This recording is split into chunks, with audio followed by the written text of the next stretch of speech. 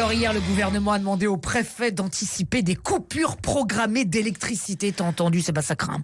Il y a quelques semaines déjà, Elisabeth Borne, Tati Congélo, nous avait demandé avec sa joie habituelle de décaler un peu le sèche-linge. S'il vous plaît. Pitié. Alors c'est ce que j'ai fait.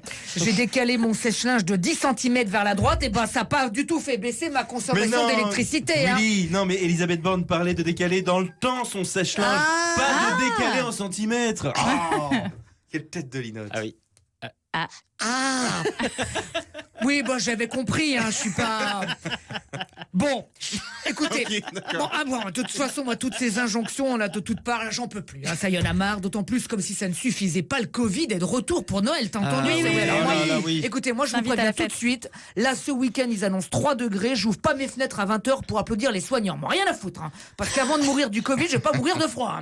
Je veux bien les féliciter en bouffant une raclette, à la rigueur, je fais cogner mes poêlons, c'est entre blême, blême, blême. Je jongle avec les tranches, là, de Richemont, mais pas plus. Ouh, moi, je sens que pour Noël, ça sera plus facile de choper le Covid qu'un train SNCF. Ah oui, parce que je te raconte, mardi, j'avais acheté un billet pour aller voir ma mère ce week-end à Annecy. Et hier, SMS de la SNCF, surprise, le train est disparu. Ah oui, ils sont meilleurs, ils sont encore mieux que David Copperfield à nos contrôleurs. Disparu les trains. On annonce souvent le travail forcé des Ouïghours, et ben on ferait mieux d'encourager le travail forcé des Ouïghours. J'espère que les reines, du Père Noël sont pas encartées à la CGT, sinon on ne les verra pas avant Pâques. Tiens, pour livrer ses cadeaux, le Père Noël qu'il continue à privilégier la cheminée plutôt que le cheminot, c'est plus sûr. Ouais. Sinon, quelqu'un qui ne va pas passer un bon Noël, c'est la ministre Caroline Cayeux. Oui, elle a démissionné. Elle n'a même pas eu le temps de se rendre compte qu'elle avait été embauchée, qu'elle a démissionné. Et pourtant, elle a démissionné. Parce que l'ex-ministre des collectivités territoriales aurait oublié de déclarer au fisc un immeuble du 16e arrondissement de Paris et une maison en Bretagne.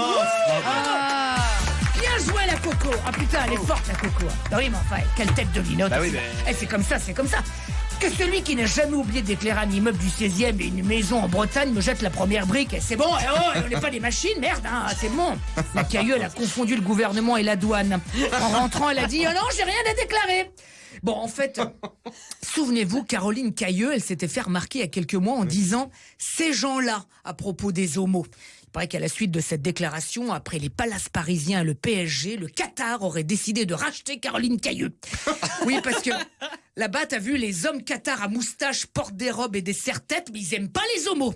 Mais qu'ils se détendent. En Chine, par exemple, où pourtant ils sont très... Eh ben, l'homosexualité n'est plus un crime depuis 97, voilà. Ça fait 25 ans que la paire de baguettes est autorisée au restaurant et au lit. Et tout va bien, tu vois. Non, franchement, en ces temps gris, un peu de couleur arc-en-ciel, c'est pas plus gai? Ah, c'est vrai.